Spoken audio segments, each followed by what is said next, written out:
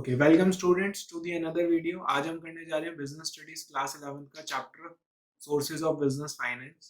काफी important chapter आएगा आपके एग्जाम के पॉइंट ऑफ व्यू से। ऑलमोस्ट इस चैप्टर से 10 से 15 नंबर तक का पूछा जाता है फाइनल पेपर्स के अंदर। तो इस चैप्टर में सबसे पहली जो चीज आती है कि what is the meaning of finance. Finance क्या होता है बच्चे? फाइनेंस होता है कोई भी मनी या फिर फंड जिसकी रिक्वायरमेंट हमारे बिजनेस को अपनी सारी एक्टिविटीज को पूरा करने के लिए पड़ती ही पड़ती है। नॉर्मली बिजनेस की आपको कोई भी एक्टिविटीज करनी है उनके लिए आपको पैसों की जरूरत पड़ेगी और उस पैसे को हम लोग बोलते हैं बिजनेस फाइनेंस। तो फाइनेंस बिजनेस की हर एक स्टेज के ऊपर जरूरी है। जिस तरीके से हम एक एग्जांपल के तौर पर कहें, जैसे आपकी बॉडी को ब्लड की रिक्वायरमेंट है सारे फंक्शंस को परफॉर्म करने के लिए, उसी तरीके से बिजनेस को फाइनेंस की रिक्वायरमेंट होती है अपने सारे फंक्शंस को या एक्टिविटीज को परफॉर्म करने के लिए। बिजनेस फाइनेंस की नीड्स क्या होती हैं? अगर हम नीड्स की बात करें तो सबसे पहली जो रिक्वायरमेंट आती है that is fixed capital requirement. Fix capital requirement का मतलब क्या होता है? फिक्स कैपिटल रिक्वायरमेंट का मतलब होता है आप जब अपने बिजनेस को स्टार्ट कर रहे हैं या किसी भी बिजनेस को हम स्टार्ट करते हैं तो उसके लिए आपको एक फंड की जरूरत होती है, जिस फंड को हम यहाँ पर क्या बोल रहे हैं? बिजनेस फाइनेंस बोल रहे हैं। किस लिए जरूरत होती है? मुझे बिल्डिंग खरीदनी होगी, कोई लैंड खरीदनी होगी, प्लांट एंड मशीनरीज खरीदनी होगी। इन शॉर्ट जो फिक्स्ड एसेट्स को परचेज करने के लिए पैसों की जरूरत होती है उसे बोला गया है fixed capital requirement. Second one is working capital requirement. जो हमारी डे टू डे ऑपरेशंस होते हैं बिजनेस के अंदर, उन डे टू डे ऑपरेशंस को करने के लिए भी बिजनेस को फाइनेंस की जरूरत पड़ती है। और ये जो डे टू डे ऑपरेशन के लिए जिस फाइनेंस की जरूरत पड़ती है उस फंड को हम बोलते हैं working capital requirement. Working capital किस चीज के लिए चाहिए होती है? आपको जो रॉ मटेरियल्स खरीदने हैं, आपको जो सैलरीज वगैरह पे करनी है, वेजेस पे करनी है, रेंट पे करना है, इलेक्ट्रिसिटी बिल्स वगैरह पे करने हैं, तो ये आपका डेली महीने का खर्चा होगा। ठीक है, कुछ एक्सपेंसेस इसमें डेली बेसिस पर भी होंगे, कुछ मंथली बेसिस पर होंगे एक्सपेंसेस, कुछ क्वार्टरली बेसिस पर होंगे। तो ये सारे के सारे एक्सपेंसेस आते हैं वर्किंग कैपिटल रिक्वायरमेंट्स के अंदर। नेक्स्ट होता है अगर आपको अपने बिजनेस की डाइवर्सिफिकेशन करनी है, यानी कि आप क्या जा रहे हैं, आप पहले सिंगल प्रोडक्ट कंपनी से अब मल्टी प्रोडक्ट कंपनी के अंदर कन्वर्ट हो रहे हैं, तो उसके लिए भी आपको फंड्स की जरूरत पड़ेगी। Fourth one is technology upgradation. अगर आपको अपने बिजनेस के अंदर नई टेक्नोलॉजी लेकर आनी है तो ऑब्वियस सी बात है आपको नई प्लांट एंड मशीनरीज चाहिए होंगी। कहीं ना कहीं उन नई प्लांट एंड मशीनरीज को खरीदने के लिए आपको पैसे की जरूरत पड़ेगी and that amount is also known as business finance. Fifth one is growth and expansion. अगर आपको अपने बिजनेस की ग्रोथ करनी है, अपने बिजनेस को एक्सपेंड करना है, तो उसके लिए पहले आपको अपने बिजनेस के अंदर कुछ इन्वेस्टमेंट करनी पड़ेगी। इन्वेस्टमेंट किन चीजों में करनी पड़ेगी? फिक्स्ड एसेट्स वगैरह के अंदर ही इन्वेस्ट करनी पड़ेगी। अगर आपको अपने बिजनेस को एक्सपेंड करना है तो आपको ज्यादा मशीनरीज की जरूरत पड़ेगी, ज्यादा एरिया की जरूरत पड़ेगी, तो इसलिए बिजनेस फाइनेंस की नीड पड़ती है। ओके जी। यहाँ से कई बार एक क्वेश्चन पूछ लिया आता है कि कोई भी दो फैक्टर बताइए जिससे अफेक्ट होगी आपकी fixed capital requirement of a company. तो ये आज का आपके लिए टास्क, ऊपर मैंने आपको बता रखे हैं फैक्टर्स किन किन चीजों से आपकी fixed capital requirement of a company affect होती है। जैसे कि ग्रोथ एंड एक्सपेंशन, उसके अंदर फिक्स्ड कैपिटल की रिक्वायरमेंट पड़ेगी आपको। टेक्नोलॉजी अपग्रेडेशन करना है, फिक्स्ड कैपिटल की रिक्वायरमेंट पड़ती ही पड़ती है। तो इस तरीके से मैं साथ साथ आपको कुछ क्वेश्चंस बताता चलूंगा, इन्हीं नोट्स के अंदर मैंने दे रखे हैं जो कि आपके एग्जाम में पूछे जा सकते हैं, या फिर कुछ ऐसे क्वेश्चंस जो कि हर साल पूछे ही जाते हैं एग्जाम्स में। बिजनेस फाइनेंस को क्लासिफाई करें अगर हम सोर्सेज ऑफ बिजनेस फाइनेंस या फिर सोर्सेज ऑफ फंड्स की बात करें, तो बेसिकली इनको तीन बेसिस पर डिवाइड करा जाता है। पहला होता है on the basis of period. तो इसके अंदर तीन तरीके के पीरियड्स होते हैं, कुछ होते हैं लॉन्ग टर्म, कुछ होते हैं शॉर्ट टर्म और कुछ होते हैं मीडियम टर्म। लॉन्ग टर्म के अंदर आपके कौन से फंड्स आते हैं? Equity shares, retained earning, preference shares, debentures, loan for financial institutions, loan from banks, जो कि लंबे टाइम पीरियड तक चलेंगे। शॉर्ट टर्म के अंदर ट्रेड क्रेडिट, यानी कि जो आप उधार में परचेजेस वगैरह करते हैं, तो नॉर्मल सी बात है सामने वाले पर्सन से अगर आप उधार में परचेजेस कर रहे हैं तो कुछ टाइम पीरियड बाद आपको उसको रीपे करना होता है। कोई ज्यादा लंबा समय नहीं होगा कि हाँ आप साल, 1.5 साल, 2 साल बाद उसको रीपे कर रहे हैं, और 15 दिन, 20 दिन, 1 महीने तक के पीरियड के अंदर आप उसको रीपेमेंट कर देते हैं। Next is factoring, banking, commercial papers, कुछ इस तरीके की चीजें होती हैं। क्या होती हैं ये प्रॉपरली अभी आगे चल करके हम सारी चीजों को डीपली पढ़ने वाले हैं। मीडियम टर्म में बात करें तो बैंक से आपने लोन ले लिया, कोई पब्लिक डिपॉजिट्स आपने करवा लिए, फाइनेंशियल इंस्टीट्यूशन से लोन ले लिया, या फिर कोई लीज फाइनेंसिंग करवा ली, ये सारी की सारी चीजें। अगर वहीं पर हम दूसरे सोर्स ऑफ फंड की बात करें तो on the basis of ownership होता है ऑनर्स फंड और बोरोड फंड। ऑनर्स फंड के अंदर आपकी सिर्फ दो ही चीजें आती हैं, एक होते हैं इक्विटी शेयर्स, दूसरे होते हैं रिटेन शेयर्स या फिर रिटेन अर्निंग्स। बोरोड फंड के अंदर आपके आ जाते हैं debentures, loan from bank, loan from financial institution, public deposit, lease financing, commercial papers. In short owner fund, जो कि हमारे ऑनर्स ने बिजनेस के अंदर पैसा लगाया है, तो ऑनर कौन होते हैं? जो इक्विटी शेयर होल्डर्स होते हैं हमारे, उन्हें ऑनर कहा जाता है, इसीलिए ऑनर फंड में वो है। और बोरोड फंड, जो आपने बाहर से पैसा लोगों से बोरो कर रखा है, तो उसमें लोन सारे आ जाएंगे, पब्लिक डिपॉजिट्स, लीज फाइनेंसिंग, ये सब चीजें आ गई। फिर होता है on the basis of source of generation. तो दो तरीके के सोर्सेज होते हैं, एक होते हैं इंटरनल सोर्स और एक होते हैं external source. Internal source again same रहेंगे, ऑनर फंड से ही इक्विटी शेयर कैपिटल और रिटेन अर्निंग। एक्सटर्नल सोर्स के अंदर कोई भी फाइनेंशियल इंस्टीट्यूशन आ गया, कोई भी बैंक से लोन आ गया, प्रेफरेंस शेयर्स आ गए, डिबेंचर्स आ गए, इस तरीके की जितनी भी चीजें होती हैं वो सब आती है आपके एक्सटर्नल सोर्सेज के अंदर। तो नेक्स्ट आगे बढ़ते हैं। Our next topic is methods of raising finance. Finance को किस तरीके से हम लोग रेज करेंगे? तो इसके अंदर सबसे पहला जो मेथड है फाइनेंस को रेज करने का, that is issue of shares. कि भाई आप अपने जो फंड है, या फिर मैं कहूँ आपको जो भी पैसे की जरूरत है, उसको रेज करने के क्या क्या मेथड है। तो सबसे पहला मेथड इसमें आता है इशू ऑफ शेयर्स, कि आप शेयर्स इशू करके उन पैसों को रेज कर सकते हैं, उस फंड को रेज कर सकते हैं। तो इशू ऑफ शेयर के अंदर क्या होता है कि आप कैपिटल को ऑब्टेन करते हैं बाय इशूइंग शेयर। ओके जी, यानी कि आपने कुछ पैसा ऑब्टेन कर लिया और सामने वाले पर्सन को उसके बदले में कुछ शेयर्स दे दिए, और उस कैपिटल को जो आपने रेज करा उसे बोला जाता है शेयर कैपिटल। तो कई बार आपसे एग्जाम के अंदर या फिर आपके प्रैक्टिकल्स के अंदर एक बहुत ही छोटा सा क्वेश्चन पूछा जाता है 1 मार्कर के अंदर, कि ये जो कैपिटल होती है, ठीक है जी, वो क्या होती है, यानी कि शेयर कैपिटल क्या होती है। तो आप क्या जवाब देंगे कि जो कैपिटल आपने ऑब्टेन करी है by issue of share is known as share capital. दूसरा क्वेश्चन आपसे जो पूछा जाता है दैट इज कि what is the meaning of share. तो कैपिटल की जो स्मॉलेस्ट पार्ट होता है, वो जो शेयर कैपिटल आपके पास आई है उसका जो सबसे स्मॉलेस्ट पार्ट होता है, that is known as share. Okay जी, तो the capital of a company is divided into small units called share. तो वो जो सबसे स्मॉलेस्ट यूनिट होती है उसे एक शेयर कहा जाता है। दैट मीन्स, अगर हम एक एग्जांपल की बात करें, अगर एक कंपनी उसने 10,000 शेयर इशू करे हैं, जो कि 10 रुपए का एक है, तो उनकी शेयर कैपिटल अगर मुझे निकालनी है तो 10,000 इंटू 10 कर दूंगा, इतना पैसा कंपनी के पास आएगा, दैट इज रुपीज 1 लाख। ठीक है जी। और जो पर्सन उस शेयर को होल्ड कर रहा है, यानी जिसने उस शेयर को खरीदा है, उस पर्सन को हम लोग बोलते हैं शेयर होल्डर। ओके जी, अब जो शेयर्स हैं, shares are of two types. एक होते हैं equity share and second one is preference shares. तो इक्विटी शेयर्स क्या होते हैं? इक्विटी शेयर रिप्रेजेंट करते हैं ऑनरशिप ऑफ अ कंपनी, यानी कि the person who is holding the equity share of a company, वो क्या होगा, उस कंपनी का ऑनर भी कहलाया जा सकता है, या फिर हम ये कह सकते हैं कि उस पर्सन के पास उस कंपनी की ऑनरशिप भी होगी। ओके जी, और ऑनरशिप होने का मतलब है कि उनके पास राइट होते हैं कि वो पार्टिसिपेट कर सकते हैं मैनेजमेंट के अंदर, और डिसीजन मेकिंग के अंदर वोट भी कर सकते हैं। ओके जी, इसके साथ साथ कुछ मेरिट्स और एडवांटेजेस होती हैं इक्विटी शेयर कैपिटल की। पहले मेरिट्स या फिर एडवांटेज की बात करें तो ये परमानेंट कैपिटल होती है। That means equity share capital जो है वो एक इंपॉर्टेंट सोर्स होगा हमारे बिजनेस का। रीजन मीन ये एक परमानेंट कैपिटल है। तो इन शॉर्ट बिजनेस को कोई टेंशन नहीं होती कि ये पैसा रीपे करना है या कुछ करना है, इसीलिए काफी ज्यादा एडवांटेजियस हो जाते हैं हमारे बिजनेस के लिए। सेकेंड होता है नो चार्ज ऑन एसेट।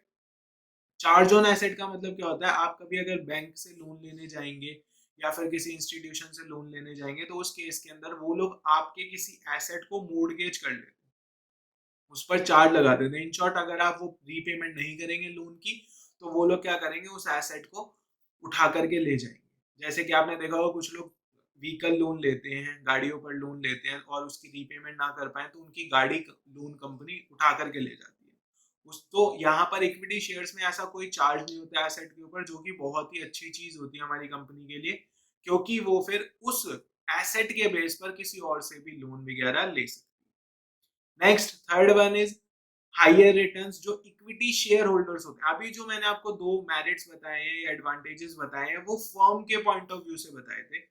अगर अब मैं एक शेयर होल्डर के पॉइंट ऑफ व्यू से बताऊं, तो यहाँ पर शेयर होल्डर के पॉइंट ऑफ व्यू ये आएगा कि उसको हायर रिटर्न्स मिल सकती है। इक्विटी शेयर होल्डर्स को क्या होता है, कंपनी को जब बहुत ही हायर प्रॉफिट होता है, तो उस केस के अंदर पहले हम डिवेंचर होल्डर्स को उनका इंटरेस्ट दे देंगे, टैक्सेस वगैरह दे देंगे, फिर जो प्रॉफिट बचता है उसमें से प्रेफरेंस शेयर होल्डर्स को उनका जो एक फिक्स परसेंटेज का प्रॉफिट होता है वो दे दिया था। बाकी जितना भी पैसा बच गया वो सारा किसको मिलेगा? इक्विटी शेयर होल्डर्स को मिलेगा। तो इन शॉर्ट फॉर्म जितना हायर प्रॉफिट कमाएगी उतना इक्विटी शेयर होल्डर्स को हायर रिटर्न भी मिलती है। तो सबसे पहला बेनिफिट ये हो जाता है। Fourth one is control. ये भी हमारे शेयर होल्डर के पॉइंट ऑफ व्यू से आया है मेरिट कि हमारे जो शेयर होल्डर होते हैं उनके पास राइट होता है कि वो डिसीजन मेकिंग में वोट कर सकते हैं और मैनेजमेंट के अंदर पार्टिसिपेट कर सकते हैं, यानी कि they have a control on business decisions. Fifth one is company के पॉइंट ऑफ व्यू से अगर हम देखें तो no burden on company. Company के ऊपर कोई बर्डन नहीं होता इक्विटी शेयर होल्डर्स का। रीजन मीन अगर हमारी कंपनी को कोई प्रॉफिट नहीं हुआ तो उस केस में कंपनी के ऊपर कोई ऐसा बर्डन नहीं है कि भाई इक्विटी शेयर होल्डर को भी डिविडेंड पे करना है या पैसा पे करना है, ठीक है, प्रॉफिट का हिस्सा पे करना है। क्यों? क्योंकि यहाँ पर इनको डिविडेंड तब दिया जाता है जब हमारी कंपनी को प्रॉफिट होगा। डिविडेंड क्या होता है? डिविडेंड हमारी जो शेयर होल्डर्स को प्रॉफिट का हिस्सा दिया जाता है उसे डिविडेंड बोलते हैं। जैसे कि अगर मैं कहूँ नॉर्मल आप अकाउंटेंसी के अंदर क्या होता है, जो भी नेट प्रॉफिट आता है वो हमारे बिजनेस के ऑनर को दे दिया जाता है, सोल प्रोप्राइटर को दे दिया जाता है। ट्रेडिंग अकाउंट P&L के अंदर आपने क्या करा? ट्रेडिंग में जीपी निकाला, प्रॉफिट एंड लॉस अकाउंट में नेट प्रॉफिट निकाला और एट द एंड वो नेट प्रॉफिट कैपिटल के अंदर आप लोग प्लस कर देते हैं। तो यहाँ पर क्या है, वही जो आपके पास प्रॉफिट बचा सारे खर्चे काटने के बाद वो डिफरेंट डिफरेंट शेयर होल्डर, बहुत सारे यहाँ पर ओनर्स हैं, शेयर होल्डर्स हैं, तो उनको अगर वो हिस्सा दिया जाता है तो उसे डिविडेंड बोला जाता है। प्रॉफिट नहीं, डिविडेंड बोला जाता है। यहाँ पर डिविडेंड है क्या? वही प्रॉफिट का हिस्सा जो शेयर होल्डर्स को मिल रहा है। ओके जी। कुछ लिमिटेशंस या डीमेरिट्स हैं हमारे इसके अंदर, जिसके अंदर सबसे पहली लिमिटेशन की बात करें तो इक्विटी शेयर होल्डर्स जो हैं वो काफी हायर रिस्क रखते हैं। रीजन बीइंग क्योंकि इनके ऊपर डिविडेंड की पेमेंट कंपलसरी नहीं है, तो अगर कंपनी को प्रॉफिट नहीं हो रहा होगा या फिर कंपनी को थोड़ा बहुत ही प्रॉफिट हो रहा होगा तो डिविडेंड देना कंपलसरी नहीं है। तो भाई मैंने as a share holder company में पैसा लगा रखा है, ठीक है, और वहां से मेरे को कोई रिटर्न नहीं मिल रही है तो मैं तो बहुत हायर रिस्क पर पैसा लगा रखा है ना मैंने तो अपना। Second one is higher cost होती है। यहाँ पर अगर मैं बात करूं तो कॉस्ट की बात हो रही है यहाँ पर प्रेफरेंस शेयर होल्डर्स और इक्विटी शेयर होल्डर्स के बीच में। तो इक्विटी शेयर होल्डर्स की कॉस्ट ना हायर पड़ती है कंपनी को rather than preference share holders. Reason इसका ये है कि इक्विटी शेयर होल्डर्स जब दिए जाते हैं तो आप अपनी कंपनी की ओनरशिप सामने वाले पर्सन को दे रहे हो, और ओनरशिप अगर आप अपने किसी सामने वाले पर्सन को दे रहे हो तो फिर कहीं ना कहीं वो आपके लिए काफी कॉस्टली चीज है। अगर आप लोग शार्क टैंक देख रहे हो उसके अंदर कई बार शार्क्स जो होते हैं वो इक्विटी का कुछ पोर्शन मांगते हैं उन लोगों से, और कुछ लोग उनका प्रपोजल मना कर देते हैं क्योंकि इक्विटी बहुत ही बड़ी चीज है। आप अपने बिजनेस की ओनरशिप नहीं देना चाहेंगे कभी भी किसी पर्सन को, तो इसीलिए इक्विटी एक हायर कॉस्ट पर दी जाती है। Next is delays. Equity shares जब इशू किए जाते हैं तो ये थोड़ा सा टाइम कंज्यूमिंग प्रोसेस होता है, तो ये भी इसका एक डीमेरिट बन जाता है। उसके बाद मार्केट की, शेयर मार्केट की कंडीशंस को देख करके ही इशू किए जाते हैं इक्विटी शेयर होल्डर्स, ठीक है जी।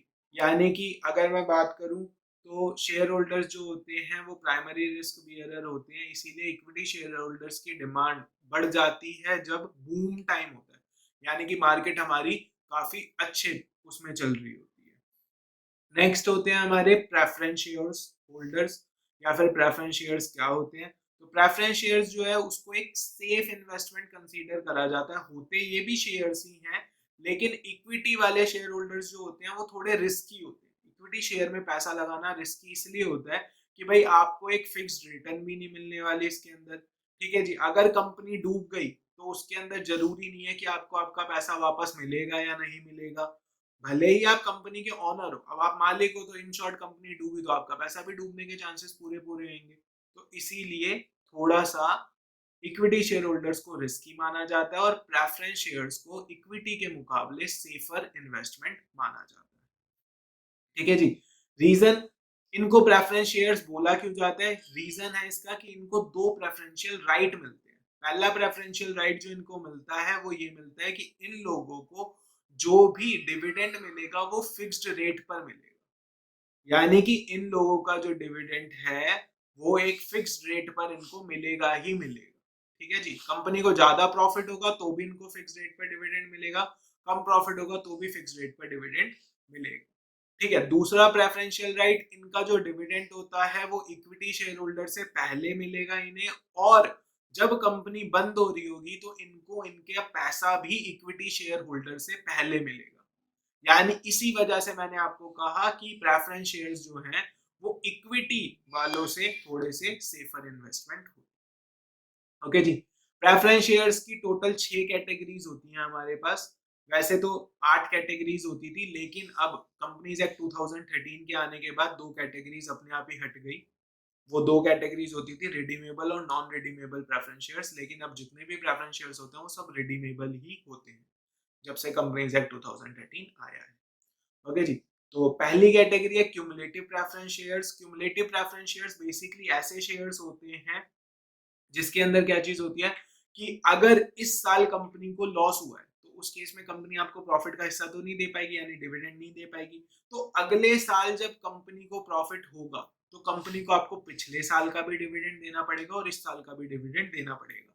अब कुछ बच्चे यहाँ पर सोचते हैं चलो भाई एक साल ऐसा होता होगा, बेटा अगर आने वाले 4 सालों तक भी कंपनी को प्रॉफिट नहीं हुआ, कंपनी लॉस में चल रही है, तो 5वें साल जब कंपनी को प्रॉफिट होगा तो जितना आपका पिछले 4 साल का प्रॉफिट का हिस्सा बन रहा था एक फिक्स परसेंटेज प्लस इस साल का 5 साल का जोड़ा जाएगा, वो आपको मिलेगा। अगर इतना प्रॉफिट नहीं हुआ तो जितना पिछला कवर हो गया वो दे दिया जाएगा, बाकी का इकट्ठा हो चुका है, अगले साल जब प्रॉफिट होगा तब आपको दिया जाएगा। यानी कि जब भी कंपनी को प्रॉफिट होगा तो आपको पैसा मिलेगा, वो भी जिस साल आपको पैसा नहीं मिल पाया था लॉस होने की वजह से।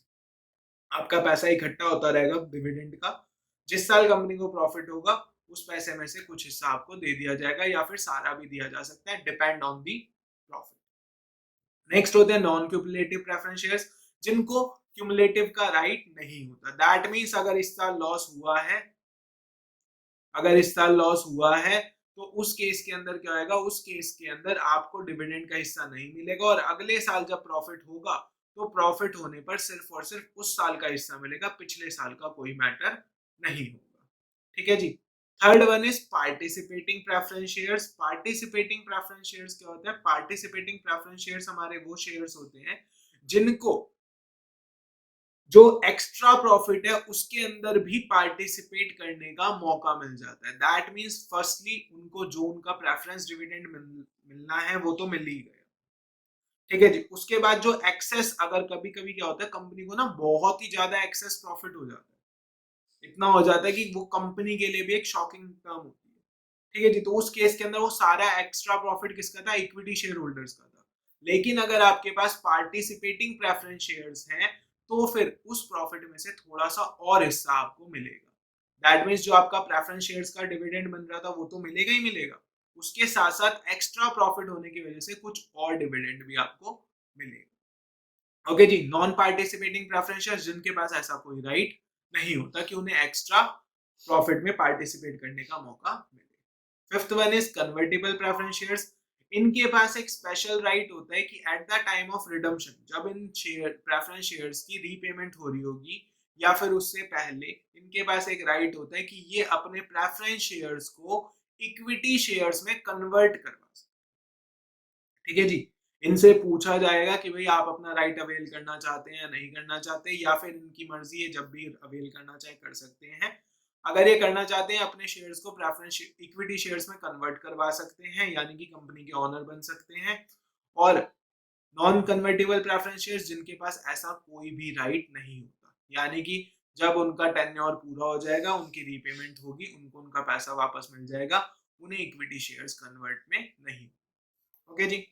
मेरिट्स की बात करें प्रेफरेंस शेयर्स की, तो सबसे पहला शेयर होल्डर के लिए यहाँ पर मेरिट दिया हुआ है कि भाई आप क्या कर सकते हैं, आप लोग यहाँ पर सेफली इन्वेस्ट कर सकते हैं। दैट मींस कि आपकी इन्वेस्टमेंट एकदम सेफ रहेगी। इन टर्म्स ऑफ इक्विटी तो बहुत ही ज्यादा सेफ रहेगी, क्योंकि इनके पास प्रेफरेंशियल राइट है डिविडेंड को क्लेम करने के और कैपिटल को क्लेम करने के। इक्विटी वालों से पहले डिविडेंड मिलेगा, इक्विटी वालों से पहले ही कैपिटल का रीपेमेंट भी होगा। उसके बाद नेक्स्ट है no charge on asset. Asset के ऊपर कोई चार्ज नहीं होता। ये फर्म के लिए फायदा है, यानी कि कंपनी के लिए फायदा है कि भाई उनका कोई एसेट इन शेयर कैपिटल को रेस करने के लिए मोर्गेज नहीं हुआ है। कंट्रोल की बात करें तो ये भी फर्म के लिए फायदा है कि जो भी प्रेफरेंस शेयर होल्डर्स होते हैं उनका फर्म के ऊपर कोई कंट्रोल नहीं होता, वो कोई उनके पास राइट नहीं होता कि वो वोट कर सकें किसी डिसीजन मेकिंग के अंदर। तो इसलिए हमारी जो फर्म है उसका कंट्रोल सिर्फ इक्विटी शेयर होल्डर्स वालों के हाथ में ही रहता है। Next is fixed dividend. बहुत बड़ा बेनिफिट है यहाँ पर ये प्रेफरेंस शेयर होल्डर्स के लिए कि भाई उनको एक फिक्स्ड रेट से डिविडेंड मिलता है। जब कभी भी आप लोग अब 12th क्लास में आप लोग जाएंगे तो आपको दिखेगा प्रेफरेंस शेयर्स के बारे में आप लोग पढ़ेंगे काफी ज्यादा, सेकंड बुक और थर्ड बुक में अकाउंटेंसी की। तो वहां पर प्रेफरेंस शेयर होल्डर से पहले ना एक परसेंटेज लिखी होती है, तो पूरी टर्म होती है 10% preference shares, 12% preference shares, 9% preference shares. तो वो जो पहले परसेंटेज लिखी हुई है ना, वो परसेंटेज क्या बताती है कि आपको कितने परसेंट डिविडेंड मिलेगा। यानी कि अगर आपके पास 1 लाख रुपए के प्रेफरेंस शेयर्स हैं और 10% प्रेफरेंस शेयर्स हैं, तो आपको हर साल 10,000 रुपए डिविडेंड के तौर पर मिलेंगे। 1 लाख का 10%। 12% प्रेफरेंस शेयर्स है तो 1 लाख का 12%। 9% प्रेफरेंस शेयर्स है 1 लाख का 9% डिविडेंड ऐसे। लिमिटेशंस की बात करें तो थोड़े से कॉस्टलियर सोर्स ऑफ फंड्स होते हैं कंपनी के पॉइंट ऑफ व्यू से। रीजन बीइंग जो प्रेफरेंस शेयर्स का डिविडेंड रेट होता है वो डिबेंचर के डिविडेंड रेट से थोड़ा सा ज्यादा होता है, इसी वजह से थोड़े से कॉस्टलियर सोर्स ऑफ फंड बन जाते हैं। उसके बाद डिबेंचर शेयर्स पर जो भी हम वो देते हैं आपका उनको इंटरेस्ट वगैरह देते हैं, उस पर हमें टैक्स बेनिफिट मिल जाता है, लेकिन प्रेफरेंस शेयर्स पर कोई भी टैक्स सेविंग नहीं होती कंपनी को। ठीक है जी। उसके बाद रिस्क टेकर्स के लिए प्रेफरेंस शेयर्स बिल्कुल भी सुटेबल नहीं होते। रिस्क टेकर्स के लिए इक्विटी शेयर्स ही सुटेबल होते हैं। क्यों? क्योंकि जब आप रिस्क ले रहे हैं दैट मींस आप हायर रिवॉर्ड लेना चाहते हैं, बट प्रेफरेंस शेयर्स में तो लिमिटेड रिवॉर्ड मिलेगा। जितनी परसेंट के प्रेफरेंस शेयर्स हैं रिवॉर्ड भी उतना ही मिल सकता है। इक्विटी वालों के अंदर क्या है, अगर बल्क में हायर प्रॉफिट हो गया तो भैया वो सारा का सारा इक्विटी शेयर होल्डर्स को मिलेगा। प्रेफरेंस शेयर्स के पास ऐसा कुछ नहीं, उन्हें तो 10% या 12% जो भी रेट है उतना ही मिलेगा, उससे ज्यादा नहीं मिलेगा। इसके बाद कई बार आपसे एग्जाम में पूछ लिया जाता है difference between equity shares and preference shares. तो सबसे पहला जो डिफरेंस है डिविडेंड के बेस पर आता है कि जो भी हमारे इक्विटी शेयर्स हैं, इस नोट्स के अंदर थोड़ी सी मिस्टेक हो रखी है कि ये जो बेस इक्विटी लिखा हुआ है वो खाली बेसिस है और इक्विटी नेक्स्ट वाले कॉलम में शेयर्स के साथ। तो डिविडेंड की बात करें तो इक्विटी शेयर होल्डर्स को प्रेफरेंस शेयर होल्डर्स के बाद डिविडेंड मिलता है, प्रेफरेंस शेयर होल्डर्स को इक्विटी वालों से अबव प्रायोरिटी मिलती है, यानी उनसे पहले डिविडेंड मिलता है। वोटिंग राइट की बात करें तो इक्विटी शेयर होल्डर्स के पास पूरा पूरा वोटिंग राइट होता है, प्रेफरेंस शेयर होल्डर्स के पास कोई वोटिंग राइट नहीं होता।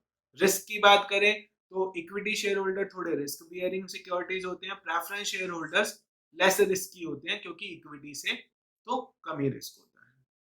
रेट ऑफ रिटर्न की बात करें तो इनका इक्विटी शेयर होल्डर्स का रेट ऑफ रिटर्न प्रॉफिट पर डिपेंड करता है, जबकि प्रेफरेंस शेयर होल्डर्स को फिक्स रेट से डिविडेंड मिलता है। कंट्रोल की बात करें इक्विटी शेयर होल्डर्स का कंट्रोल होता है मैनेजमेंट के ऊपर, प्रेफरेंस शेयर होल्डर्स का कोई कंट्रोल नहीं होता मैनेजमेंट के ऊपर। ओके जी। इसी के बेस पर अब मैंने आपको एक और क्वेश्चन दे रखा है and our question is Madhu limited is a company manufacturing garments for children's.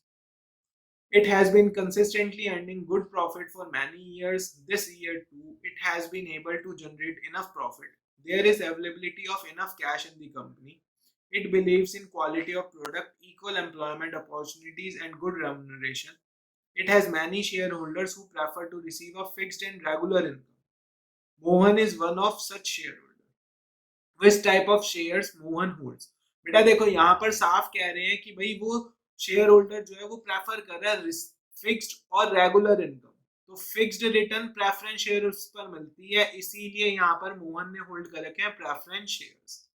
ठीक है जी। दूसरा था identify two values followed by the company. अब आपके सिलेबस के अंदर वैल्यू बेस्ड क्वेश्चंस नहीं आते हैं, पहले आते थे, लेकिन यहाँ पर अगर हम दो वैल्यूज की बात करें तो साफ साफ हमें पता चल रहा है कि जो कंपनी है वो क्वालिटी ऑफ प्रोडक्ट के ऊपर ध्यान दे रही है, एम्प्लॉयमेंट अपॉर्चुनिटी के ऊपर भी ध्यान दे रही है, गुड रेम्युनरेशन के ऊपर भी ध्यान दे रही है। तो ये सारी की सारी चीजें यहाँ पर वैल्यूज के अंदर आ सकती है। ठीक है जी। नेक्स्ट टाइप ऑफ फंड्स की बात करें तो दैट इज डिबेंचर्स। डिबेंचर्स क्या होते हैं? तो डिबेंचर एक बहुत ही इंपॉर्टेंट डेब्ट सोर्स है फाइनेंस को रेज करने का लॉन्ग टर्म के अंदर। यानी कि अगर मेरी कंपनी को लॉन्ग टर्म फाइनेंस चाहिए तो उस केस में डिबेंचर सबसे बड़ा एक सोर्स होता है उस फंड रेजिंग का। डिबेंचर होल्डर्स जो हैं उनको क्या मिलता है, एक फिक्स्ड रेट ऑफ इंटरेस्ट मिलता है जितने के भी उन्होंने डिबेंचर्स कंपनी से ले रखे होते हैं। यानी कि अगर लेट से कंपनी ने 10 लाख के डिबेंचर इशू करे किसी पर्सन को और उस डिबेंचर के ऊपर 10% का रेट है, तो हर साल उस डिबेंचर होल्डर को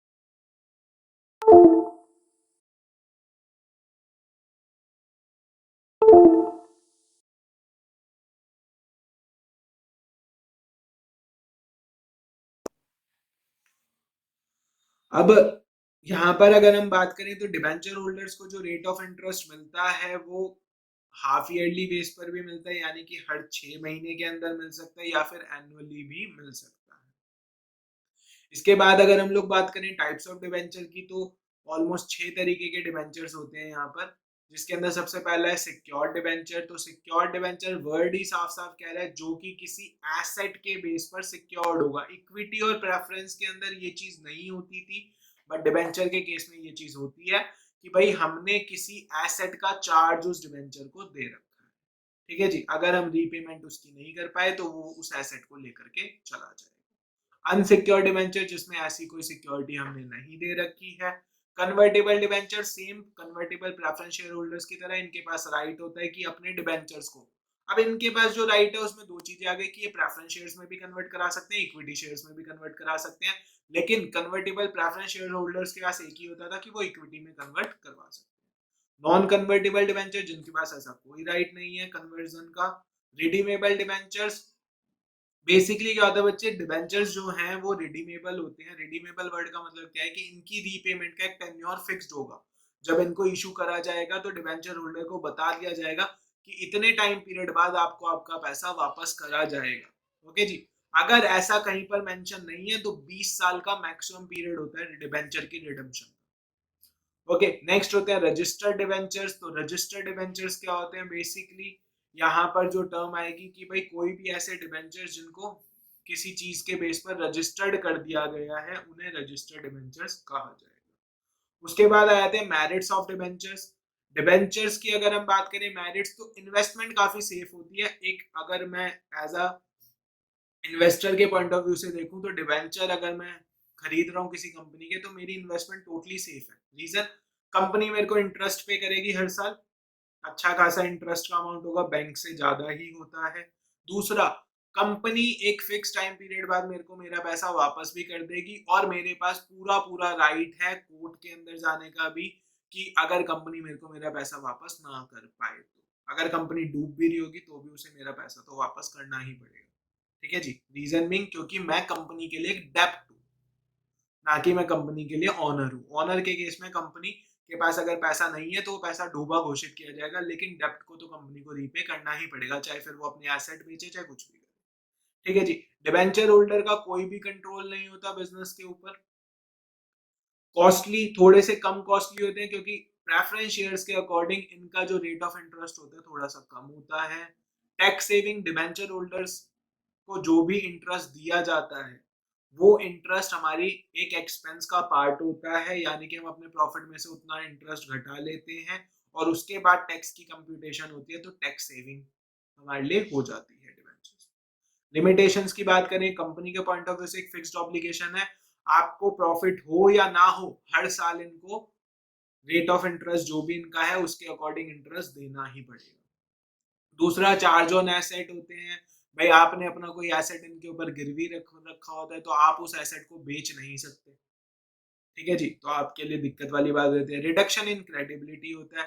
अब जब आपने डिबेंचर ऑलरेडी इशू कर रखे हैं तो आपकी जो क्रेडिट वर्थीनेस थी या जितना मैक्सिमम आप क्रेडिट ले सकते थे उसमें थोड़ी सी रिडक्शन हो चुकी है। ठीक है, क्योंकि अगर आप ज्यादा डिबेंचर्स भी इशू कर दोगे तो उसके बाद भी बाहर कोई आपको लोन नहीं देगा, क्योंकि ऑलरेडी उसे पता भाई इनके ऊपर तो फिक्स्ड बर्डन बहुत ज्यादा बढ़ चुका है। ठीक है जी, ये चीज हो जाएगी। डिबेंचर्स और शेयर्स में क्या डिफरेंस है, तो सबसे पहले नेचर्स की बात करें तो शेयर जो है वो एक कैपिटल है, डिबेंचर जो है वो एक लोन है। रिटर्न की बात करें, शेयर्स पर जो रिटर्न दी जाती है शेयर होल्डर्स को उसे डिविडेंड बोलते हैं। डिबेंचर्स पर जो डिबेंचर होल्डर को रिटर्न दी जाती है उसे इंटरेस्ट बोलते हैं। वोटिंग राइट, शेयर्स वालों को फुल वोटिंग राइट होता है, लेकिन यहाँ पर आपको लिखना है in case of equity full voting right, in case of preference no voting right. Debenture holders को कोई वोटिंग राइट नहीं। होल्डर की बात करें तो शेयर होल्डर मतलब जो लोग शेयर्स को होल्ड करते हैं उन्हें शेयर होल्डर बोला जाता है, जो लोग डिवेंचर्स को होल्ड करते हैं उन्हें क्रेडिटर्स या फिर डिवेंचर होल्डर बोला जाता है। ठीक है जी, काइंड ऑफ उनका नेचर क्रेडिटर का होता है, लाइबिलिटी होती है हमारी। टाइप्स की बात करें तो शेयर्स की दो टाइप होती है, इक्विटी और प्रेफरेंस। डिवेंचर्स की काफी सारी टाइप थी, अभी हमने ऊपर देखी। सिक्योरिटी की बात करें तो शेयर्स के अगेंस्ट कोई सिक्योरिटी नहीं होती, जबकि डिवेंचर्स के अगेंस्ट एक चार्ज होता है हमारे एसेट के ऊपर। ठीक है जी, चार्ज मतलब वो एसेट मोर्टगेज कर रखा, हमने गिरवी रखवा रखा। ओके जी, यहाँ पर एक क्वेश्चन, दो क्वेश्चन है आपके सामने। पहला दे रखा है tax benefit is available only in case of payment of interest of debentures and not on payment of dividend of shares, why? ठीक है जी, तो अभी मैंने आपको ऊपर बताया था कि शेयर्स के अंदर जो डिविडेंड दिया जाता है वो टैक्स की पेमेंट के बाद दिया जाता है। तो उस केस के अंदर क्या हुआ, जब ऑलरेडी आपने टैक्स दे दिया तो फिर अब टैक्स बेनिफिट आपको नहीं मिल सकता। लेकिन डिवेंचर्स के ऊपर जो इंटरेस्ट दिया जाता है वो आपके प्रॉफिट निकालने से पहले एक आपके लिए क्या बन जाता है, एक्सपेंस बन जाता है। तो इसीलिए वो टैक्स सेविंग में हमारी मदद करता है। Next question, state one reason why a company earning high profit may choose debentures over equity shares to raise fund. देखिए अगर वो हाई प्रॉफिट अर्न कर रही है, ठीक है, तो उस केस के अंदर कोई भी इक्विटी शेयर होल्डर ये नहीं चाहेगा कि हम और अपने बिजनेस के अंदर मालिक बढ़ा लें, क्योंकि जब ज्यादा लोग होंगे तो वो जितना ज्यादा अर्न करेगी वो उन सब लोगों में बढ़ जाएगा, तो हर किसी को थोड़ा थोड़ा सा हिस्सा मिलेगा। डिबेंचर होल्डर्स को क्या है, एक फिक्स रेट से इंटरेस्ट ही तो देना, और हमारा बिजनेस अच्छा खासा प्रॉफिट अर्न कर रहा है ये हमें क्वेश्चन कह रहा है। ठीक है जी, तो उस केस के अंदर क्या होएगा, आपको इंटरेस्ट का रेट कम होता है। तो यहाँ पर आपको आंसर क्या लिख कर आना है, because debenture carry less rate of return. ठीक है जी, या लेस रेट ऑफ इंटरेस्ट, इस तरीके से। नेक्स्ट हो गया हमारा, नेक्स्ट टाइप आती है सोर्सेज ऑफ फाइनेंस की, that is retained earning. Retained earning क्या होती है, बेसिकली कंपनी के net profit after tax and dividend का वो हिस्सा जो कि कंपनी ने डिस्ट्रीब्यूट नहीं करा अपने शेयर होल्डर्स को। इन शॉर्ट कंपनी के पास, मैंने एक एग्जांपल दे रखा है आप लोगों को, कंपनी के पास क्या कहते हैं, अगर आप देखेंगे यहाँ पर मैंने दे रखा है net profit before tax before interest and tax is 10 lakh. ठीक है जी, उसमें से फिर मैं क्या करूंगा, इंटरेस्ट ऑन डिबेंचर्स दे दूंगा 2 लाख का। मेरे पास net profit after before tax बच गया 8 लाख, जिसमें से अब मेरे को क्या देना पड़ेगा, गवर्नमेंट को टैक्स देना पड़ेगा। तो टैक्स मैंने दे दिया 3,20,000 का, मेरे पास नेट प्रॉफिट बच गया आफ्टर टैक्स 4,80,000। उसमें से पहले प्रेफरेंस वालों को डिविडेंड दिया जाएगा, तो प्रेफरेंस वालों को हमने 80,000 का डिविडेंड दे दिया। उसके बाद जो प्रॉफिट बच गया सारा का सारा वो किसका, इक्विटी शेयर होल्डर्स का। इसमें से हमने इक्विटी वालों को 2 लाख का डिविडेंड दे दिया 4 लाख में से, तो अभी भी कंपनी के पास प्रॉफिट का 2 लाख का हिस्सा बचा हुआ है। तो वो 2 लाख रुपए क्या है, रिटेन अर्निंग। यानी कि रिटेन अर्निंग क्या होता है, प्रॉफिट का वो हिस्सा जो कि डिविडेंड देने के बाद भी कंपनी के पास बचा हुआ है, तो उसको बोला जाता है रिटेन अर्निंग। ये क्यों रखी जाती है, ताकि इन फ्यूचर अगर हमारे बिजनेस को कोई फाइनेंस फंड्स की जरूरत हो या फिर कोई बिजनेस में दिक्कत आ जाए तो उस वक्त हम इसको यूज कर सकें। ठीक है जी, अब इसके अंदर कॉस्ट, तो जी इसकी कोई कॉस्ट ही नहीं होती, क्योंकि ये क्या है, ना तो इसके ऊपर कोई इंटरेस्ट देना है आपको, ठीक है, तो इसीलिए कोई भी इसकी कॉस्ट नहीं होती। दूसरा, ना इसके लिए कोई एडवर्टीजमेंट करनी पड़ती, ना इसके ऊपर कोई डिविडेंड देना पड़ता, कुछ नहीं होता। ये तो kind of general reserve type है, जो आपने 11th क्लास में P&L में सीखा ना, जनरल रिजर्व की प्रॉफिट का इतना पार्ट जनरल रिजर्व में ट्रांसफर कर दो, फ्यूचर में कोई कैलेमिनिटी होगी या कोई आपदा आएगी तब उसको यूज कर सकते हैं। तो ऐसे ही होती है रिटेन। ठीक है जी, नेक्स्ट अगर हम बात करें तो एसेट के ऊपर भी कोई चार्ज नहीं होता। रिटेन अर्निंग ज्यादातर करी जाती है जब मुझे अपने बिजनेस की ग्रोथ या एक्सपेंशन करनी है, तो हम प्रॉफिट का कुछ हिस्सा रोकते रहते हैं ताकि हमारे पास अच्छा खासा बल्क में रिजर्व हो और हम अपने बिजनेस को कभी भी एक्सपेंड या ग्रोथ कर सकें। गुडविल, ठीक है जी, इससे मार्केट मतलब जो हमारा शेयर है उसका मार्केट प्राइस भी काफी ज्यादा मार्केट में बढ़ता है। ठीक है जी, डीमेरिट्स की बात करें तो एक अनसर्टेन सोर्स है फंड का, क्योंकि ये तभी आ सकता है जब आपके पास प्रॉफिट ज्यादा होगा। भाई देखो मैं कहता हूँ 1 लाख का प्रॉफिट हुआ है कंपनी को पूरे साल में, ठीक है, आप कह रहे हो जी उस 1 लाख में से भी हम 50,000 रुपए सेव करके रखेंगे, तो जो इक्विटी शेयर होल्डर्स हैं वो बेचारे कमा क्या रहे हैं पूरे साल के अंदर 50,000 रुपए, जबकि उन्होंने कितनी ज्यादा कैपिटल आपके बिजनेस के अंदर इंट्रोड्यूस कर रखी होगी। तो नहीं हो सकता। ये रिटेन्ड अर्निंग तभी होती है जब आपके पास बहुत ह्यूज प्रॉफिट हो, उसमें से आप थोड़ा सा हिस्सा एज अ रिटेन्ड अर्निंग रख लो, बाकी शेयर होल्डर्स को बांट दो। ठीक है जी, क्योंकि रिटेन्ड अर्निंग रखने के लिए भी जो डिसीजन लिए जाएंगे ना, उसकी वोटिंग के अंदर डिसीजन कौन ले रहे होंगे? Share holders. तो शेयर होल्डर्स कभी नहीं चाहेंगे कि भाई हमारे को तो कुछ बचे ना, कंपनी अपने पास ही रखे जाए। तो फिर उनका इन्वेस्टमेंट करने का पर्पज ही क्या होगा? ओके जी, नेक्स्ट होता है डिससैटिस्फैक्शन अमंग शेयर होल्डर्स। अब क्या होता है जब कंपनी ज्यादा रिटेन्ड अर्निंग रखने लग जाती है तो शेयर होल्डर्स के बीच में डिससैटिस्फैक्शन आ जाती है। यानी कि शेयर होल्डर्स क्या करते हैं, शेयर होल्डर्स को क्योंकि लो डिविडेंड मिल रहा होता है या कम डिविडेंड मिल रहा होता है, तो वो लोग ना डिससैटिस्फाई होते हैं कंपनी से कि यार कोई कमाई नहीं हो पा रही है अपनी, है ना। हमने इन्वेस्टमेंट कर रखी है, रिटर्न तो कुछ मिल ही नहीं पा रही, कंपनी तो रिटेन अर्निंग रख लेती है सारी की सारी। तो ये चीज आ जाती है। ओके जी, तो आइए अब हम क्वेश्चन देख लेते हैं जो हमारे सामने है। Abhimanyu limited is manufacturing cotton shirts for man. It is planning to expand its business by opening one more unit in another city. यानी कि क्या है, अभिमन्यु लिमिटेड जो है वो कॉटन शर्ट्स बनाती है और अब उसका प्लान चल रहा है कि भाई उसे एक और यूनिट ओपन करनी है किसी दूसरी सिटी के अंदर, और वो कॉन्स्टेंटली गुड प्रॉफिट अर्न कर रही है, जिसकी वजह से उसके पास अच्छा खासा रिजर्व इकट्ठा हो गया है। State the most appropriate source of finance for the company. Also explain two merits and two demerits of such source of finance. तो रिटेन अर्निंग है यहाँ पर सोर्स ऑफ फाइनेंस, क्योंकि उसने कहा है कि सफिशिएंट रिजर्विंग उसने इकट्ठी कर ली है। ठीक है जी, दो मेरिट्स दो डीमेरिट्स बताने हैं। डीमेरिट्स हमने कहा था, पहला अनसर्टेन सोर्स है, दूसरा डिससेटिस्फैक्शन आ जाती है अमंग शेयर होल्डर्स। ठीक है जी, और मेरिट्स की बात करें तो कोई कॉस्ट नहीं होती इसकी और कोई चार्ज नहीं होता इस सोर्स का। ठीक है जी, इसके बाद नेक्स्ट क्वेश्चन दे रखा है, name the part of owner's fund which is contributed by profit but not distributed among partners. तो रिटेन अर्निंग है इसका भी आंसर। ठीक है जी, यहां पर मैंने पर्टिकुलर टॉपिक से क्या क्वेश्चंस बन सकते हैं 1 मार्कर या 2 मार्कर के अंदर वो डाल रखे हैं आपको। नेक्स्ट टॉपिक आता है पब्लिक डिपॉजिट्स। पब्लिक डिपॉजिट्स क्या होते हैं? तो अगर हम बात करें पब्लिक डिपॉजिट की, तो पब्लिक डिपॉजिट एक टाइप का ऐसा फंड होता है जो कि हमारी कंपनी डायरेक्टली पब्लिक से क्या करती है, रेज करती है। ओके जी, अब आप लोग कहेंगे सर कमाल की बात कर रहे हो, शेयर्स जो होते वो भी तो डायरेक्टली पब्लिक को ही बेचे जा रहे थे, डिबेंचर्स जो होते वो भी तो डायरेक्टली पब्लिक को ही बेचे जा रहे थे। अब आप कह रहे हो पब्लिक डिपॉजिट्स क्या होते हैं, जो कि डायरेक्टली पब्लिक से रेज किए जाते हैं। मतलब हर एक चीज भी तो पब्लिक से ही तो रेज कर रहे हैं। डिबेंचर्स थे, डिबेंचर पब्लिक को दे रहे थे, उनसे पैसा ले रहे थे। शेयर्स थे, शेयर्स पब्लिक को दे रहे थे, उनसे पैसा ले रहे थे। तो यहां पर क्या चीज आ गई बेटा, असल में क्या है, पब्लिक डिपॉजिट एक इस टाइप का डिपॉजिट है जिसके अंदर आपको पता होगा जो हमारी पब्लिक होती है वो क्या करती है, बैंकों के अंदर अपना पैसा जमा कराती है।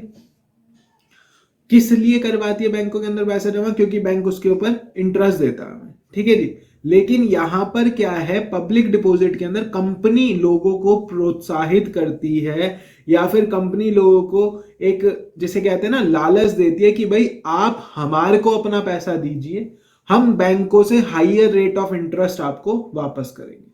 होता ये भी सिक्योर्ड है, ऐसा नहीं कि आपका पैसा डूब जाएगा, लेकिन हाइयर रेट ऑफ इंटरेस्ट यहां पर मिलता है। असल में अगर मैं आपको सच बात कहूं तो कुछ बैंक्स जो होते हैं, आप अपने बैंकों के अंदर जाएंगे तो जो आपके आरएम होंगे, रिलेशनशिप मैनेजर्स होते हैं कुछ लोगों के, ठीक है जी, जिनका बड़ा अकाउंट होता है उन लोगों को पर्टिकुलर आरएम मिल जाते हैं, रिलेशनशिप मैनेजर्स। तो वो लोग उनको सजेशंस देते हैं कि सर आप एक काम कीजिए, आप ना ये पैसा एफडी ना करा करके ना आप पब्लिक डिपॉजिट में डाल दो। ठीक है, इस कंपनी के अंदर डाल दो। तो ये सारी की सारी चीजें होती है। यहां पर क्या है, ये पब्लिक डिपॉजिट जो है वो आरबीआई ही रेगुलेट करता है अच्छे से। ठीक है जी, लेकिन यहां पर सबसे इंपॉर्टेंट चीज ये है कि ये 25% ऑफ शेयर कैपिटल और रिजर्व से ज्यादा नहीं हो सकते। यानी कि कंपनी की जो शेयर कैपिटल है उसके 25% से ज्यादा कंपनी पब्लिक डिपॉजिट्स नहीं इशू कर सकती। ओके जी, मैरिट्स क्या होते हैं, एसेट्स के ऊपर कोई चार्ज नहीं होगा। टैक्स की सेविंग इस केस में भी होती है क्योंकि इंटरेस्ट उनको देना पड़ रहा है, तो इंटरेस्ट आपकी कंपनी के लिए एक एक्सपेंस बन जाएगा, तो टैक्स सेविंग हो सकती है। प्रोसीजर काफी सिंपल होता है। ठीक है जी, अगर हम कहें तो डिबेंचर से भी सिंपल प्रोसीजर होता है पब्लिक डिपॉजिट का। और पब्लिक डिपॉजिट के केस में भी कोई कंट्रोल नहीं होता, यानी कि कोई वोटिंग राइट नहीं मिलता लोगों को जिन्होंने पब्लिक डिपॉजिट हमें दिए हैं। ठीक है जी, लिमिटेशन क्या है, पब्लिक डिपॉजिट जो होता है वो शॉर्ट टर्म फाइनेंस होता है। ऊपर जब हमने टेन्योर के बेस पर फाइनेंस पढ़े थे तो पब्लिक डिपॉजिट शॉर्ट टर्म के अंदर आया था। ठीक है जी, शॉर्ट टर्म फाइनेंस का पार्ट होता है और कंपनी इसके ऊपर रिलाई नहीं कर सकती लंबे टाइम पीरियड तक, क्योंकि हो सकता है इस साल कंपनी के पास अच्छा खासा पब्लिक डिपॉजिट आ गया, अगले साल आया नहीं आया, तो रिलाई नहीं कर सकती। ठीक है जी। उसके बाद फंड्स जो होते हैं इसमें लिमिटेड होते हैं, क्योंकि जो आपकी शेयर कैपिटल होगी उसका 25% ही आप ले सकते हो, रेज कर सकते हो, तो एक रिस्ट्रिक्शंस लगी हुई है, तो एक लाइबिलिटी लिमिटेशन बन गई है।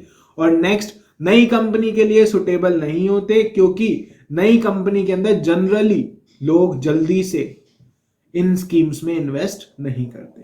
ठीक है जी। तो अब आपके सामने एक क्वेश्चन आ गया है कि in India what is the maximum maturity period of public deposit. तो कोई जरूर इस क्वेश्चन को जरूर पढ़े। नोट्स के अंदर मैंने ये इंफॉर्मेशन नहीं दी है, उसके पीछे का कारण ये था कि मैंने ऑलरेडी आप लोगों को बताया है कि एक शॉर्ट टर्म फाइनेंस है। ठीक है जी। तो एक बारी कृपया करके जरूर इसका आंसर आप लोग ढूंढें, आपको बुक के अंदर बिल्कुल सामने इसका आंसर मिल जाएगा। इस बहाने बुक तो खोलेंगे आप लोग, बिल्कुल आपके सामने आंसर होगा। डेज के अंदर वैल्यू है या फिर मंथ्स के अंदर वैल्यू है, नीचे कमेंट करके जरूर बताइएगा, ताकि मेरे को भी अच्छा लगे कि आपने वीडियो यहां तक देखी और आपने उसका रिप्लाई करा। नेक्स्ट क्वेश्चन है, raising funds through public deposit frequently by a company lowers its image in the public how.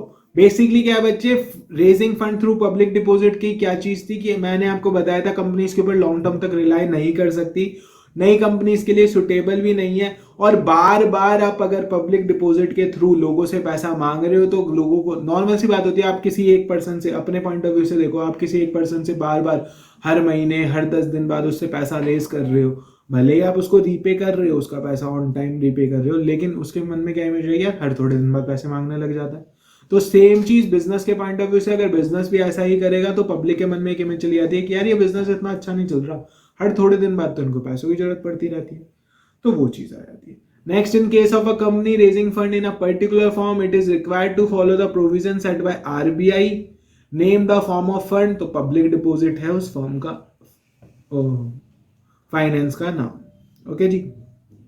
Next thing is trade credit. Trade credit क्या होता है, तो ट्रेड क्रेडिट की अगर हम बात करें तो ट्रेड क्रेडिट क्या है, एक क्रेडिट एक्सटेंडेड है जो कि एक ट्रेडर दूसरे ट्रेडर को देता है जब उससे गुड्स की परचेज की जाती है या फिर सर्विसेज की परचेज करी जाती है। इन शॉर्ट, जब हम उधार सामान खरीदते हैं अपने सप्लायर से, तो वो जो हमें उधार की फैसिलिटी प्रोवाइड करता है, that facility is known as trade credit.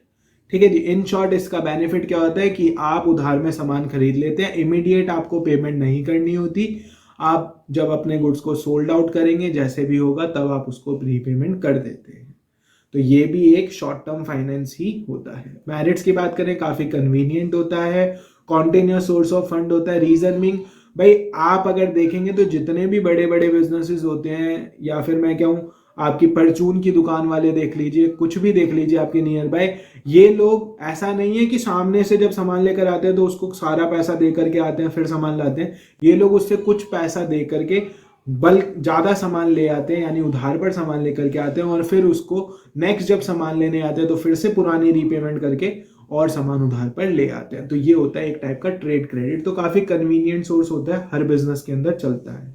ठीक है जी। इमीडिएट पेमेंट की जरूरत नहीं होती, बहुत बड़ा मेरिट है। और नेक्स्ट, रेडिली अवेलेबल है, यानी कि क्या है रेडिली अवेलेबल का मतलब कि आपकी क्रेडिट वर्थीनेस होनी चाहिए, जो भी पर्सन है उसकी क्रेडिट वर्थीनेस होनी चाहिए, यानी कि आप जब सामने वाले से उधार सामान लेने जाए तो भाई वो आपको दे, इतना उसको आपके ऊपर भरोसा हो कि हाँ ये पर्सन मुझे वापस कर देगा और आपको उसी टाइम पर सामान मिल जाएगा। डीमेरिट की बात करें, थोड़ा सा रिस्की होता है। किस लिए रिस्की होता है कि भाई अगर क्रेडिट फैसिलिटी आप यहाँ पर कर रहे हैं तो उस वजह से क्या होता है, कई बार ना आप बहुत ज्यादा भी सामान खरीद सकते हैं। उस केस के अंदर क्या आएगा, भाई सामान नहीं बिक रहा आपके पास, तो आपको तो उस पर्सन को पैसे देने ही देने हैं। अगर आप उस पर्सन को पैसे नहीं देंगे तो भी उस केस के अंदर थोड़ी सी दिक्कत होगी, आपका मार्केट में नाम भी खराब होगा। नेक्स्ट, लिमिटेड फंड्स होते हैं। लिमिटेड फंड्स क्यों होते हैं, क्योंकि इसके अंदर आप पैसा नहीं ले सकते सामने वाले बंदे से, उससे सामान ही तो उधार ले रहे हो। अब सामान कौन सा उधार लोगे, वही जो आपके बिजनेस के अंदर यूज हो रहा है, तो लिमिटेड फंड्स होते हैं। नेक्स्ट होता है कॉस्टली सोर्स होता है। थोड़ा सा एक कॉस्टली सोर्स होता है अदर सोर्सेज के मुकाबले। उसके पीछे का कारण बच्चे क्या होता है कि अगर कई बार क्या होता है आप लोग कैश में सामान खरीद कर ला रहे हो ना, तो आपको कैश डिस्काउंट भी मिल जाता है, रेट भी अलग होता है कैश पे सामान खरीदने का। ठीक है जी, कई बार कैश के अंदर आप बल्क में सामान खरीद रहे होते हो तो बहुत अच्छा खासा डिस्काउंट मिल जाता है, लेकिन आप किसी अपने ट्रेड क्रेडिटर से जिससे आप हमेशा उधार सामान खरीदते हो तो फिर वो आपको रेट उसी के अकॉर्डिंग लगाता है, वो आपको कोई डिस्काउंट वगैरह नहीं देता है। ठीक है जी, तो इसीलिए थोड़ा सा कॉस्टलियर सोर्स बन जाता है। क्वेश्चन है state the most important factor that helps in receiving trade credit. तो क्रेडिट वर्थिनेस सबसे बड़ा इंपॉर्टेंट फैक्टर होता है। आपकी क्रेडिट वर्थिनेस अच्छी है तो ही उधार देगा ना सामने वाला। ठीक है जी, लेट से हम यहाँ पर ये कह सकते हैं अगर बिजनेस के मार्केट में नाम ही खराब है कि भाई ये रीपेमेंट नहीं करते टाइम पर, तो फिर कोई आपको उधार सामान नहीं देगा। लेकिन बिजनेस का नाम बहुत अच्छा है मार्केट के अंदर, उसकी क्रेडिट वर्थिनेस है, तो हर कोई सामान उधार दे देगा। ठीक है जी, उसके बाद नेक्स्ट सोर्स ऑफ फाइनेंस आता है that is commercial banks. Commercial banks basically क्या है, कमर्शियल बैंक आपको लोन्स और एडवांसेस देते हैं हमारे बिजनेसेस को। ठीक है जी, in the form of cash credit, overdraft loans या फिर डिस्काउंटिंग ऑफ बिल्स। ठीक है जी, जिसके ऊपर रेट ऑफ इंटरेस्ट जो होता है वो एक फिक्स्ड होता है। ठीक है, तो ओवरड्राफ्ट फैसिलिटी ऑलरेडी आप लोगों ने अपने अकाउंटेंसी के अंदर पढ़ी हुई है कि भाई बैंक क्या करता है, आपको एक लिमिट प्रोवाइड कर देता है कि आपके अकाउंट में पैसा ना होने पर भी आपके चेक वगैरह क्लियर हो जाते हैं, या फिर जीरो बैलेंस होने पर भी कुछ और एक्स्ट्रा अमाउंट आप विड्रॉ कर सकते हो, तो उसके ऊपर भी बैंक आपसे इंटरेस्ट चार्ज करता है। ठीक है जी, नेक्स्ट इसके मेरिट्स डीमेरिट्स की बात करें तो सबसे पहला मेरिट है कि टाइमली फाइनेंशियल असिस्टेंस हो जाती है। भाई आपको जब भी जरूरत है उसी टाइम पर बैंक आपका प्रोवाइड कर देगा। ठीक है, सीक्रेसी बनी रहती है। सीक्रेसी कैसे बनी रहती है कि आपने बैंक से लोन लिया है तो फिर वो सारी पब्लिक को नहीं पता चल जाए अरे इसने बैंक से लोन ले रखा है, ये कर रखो, वो सीक्रेसी बनी रहेगी। लेकिन वो सीक्रेसी कब तक बनी रहेगी, जब तक आप टाइमली रीपेमेंट करते रहेंगे। जब आप टाइमली रीपेमेंट नहीं करेंगे तो फिर बैंक आपके घर पर भी चक्कर मारेगा, सारी चीजें होंगी, तो उस केस में सीक्रेसी खत्म भी हो जाएगी। ठीक है जी, उसके बाद नेक्स्ट होता है इजियर सोर्स ऑफ फंड्स होता है। इजियर सोर्स ऑफ फंड क्यों होता है, क्योंकि कोई ऐसे शेयर्स के केस में क्या होता है आपको बहुत सारे काम करने होते हैं, प्रोस्पेक्टस वगैरह इशू करने होते हैं, काफी सारी चीजें होती हैं फंड्स रेज करने में। यहाँ पर ऐसा कुछ नहीं, आप बैंक जाएंगे, अपने अकाउंट डिटेल्स वगैरह शो करेंगे, अपने बिजनेस की बैलेंस शीट्स वगैरह प्रोवाइड करेंगे। बैंक को अगर इंटरेस्ट होगा, बैंक को लगेगा कि हाँ भाई आपकी क्रेडिट वर्थिनेस अच्छी है, आप हमारे को रीपेमेंट कर सकते हो, आपको लोन मिल जाएगा। ठीक है जी, लिमिटेशंस, बैंक लोन्स जो होते हैं वो शॉर्ट या मीडियम टर्म फाइनेंस ही होते हैं, लॉन्ग टर्म फाइनेंस का पार्ट नहीं होते हैं। बैंक आपको 20-20, 25-25, 30-30 सालों के लिए लोन नहीं देगा, 5 साल 10 साल के लिए ही लोन देगा। चार्ज ऑन एसेट, यहाँ पर बैंक भी आपसे कोई सिक्योरिटी वगैरह लेगा तो वो भी एक डीमेरिट बन जाता है। फिर आ जाते हैं कुछ फाइनेंशियल इंस्टीट्यूशन जहां से भी हमारा जो बिजनेस है वो फंड्स को कलेक्ट कर सकता है। बेसिकली फाइनेंशियल इंस्टीट्यूशंस और बैंक्स के अंदर दो डिफरेंसेस होते हैं। ये 12th क्लास में जाकर के आप लोग माइक्रो इकोनॉमिक्स है, मैक्रो इकोनॉमिक्स की सेकंड यूनिट है आपकी मनी एंड बैंकिंग, उसमें आपको पढ़ने को मिलेगा। डिफरेंसेस क्या होते हैं, बेसिकली जो बैंकिंग इंस्टीट्यूशंस होते हैं वो दो टास्क परफॉर्म करते हैं। पहला होता है डिपॉजिट एक्सेप्ट करना, दूसरा होता है लोन एडवांस करना। यानी कि वो लोगों से पैसा लेकर के जमा भी करते हैं अपने पास और लोगों को लोन पर पैसा देते भी हैं। लेकिन जो फाइनेंशियल इंस्टीट्यूशन होते हैं उनका वो इसमें से कोई एक ही टास्क परफॉर्म कर रहे होते हैं, या तो वो लोगों को लोन दे रहे होते हैं या फिर लोगों का डिपॉजिट एक्सेप्ट कर रहे होते हैं। तो यहां पर हम जिस फाइनेंशियल इंस्टीट्यूशंस की बात करें वो लोगों को लोन दे रहे हैं, क्योंकि बिजनेस फंड्स लेने जा रहा है उनके पास। तो इसके अंदर आपके जो आ जाते हैं ऐसे इंस्टीट्यूशंस, उसमें आ जाते हैं आपके IFCI, ICICI, IDBI, LIC and UTI etceteras वगैरह, ये सब चीजें आ जाती हैं इसके अंदर।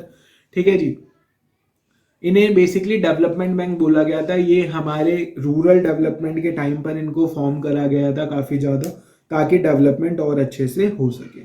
ठीक है जी, तो ये लॉन्ग टर्म फाइनेंस का भी पार्ट होते हैं। फाइनेंशियल इंस्टीट्यूशन लॉन्ग टर्म में भी फाइनेंस प्रोवाइड कर देते हैं।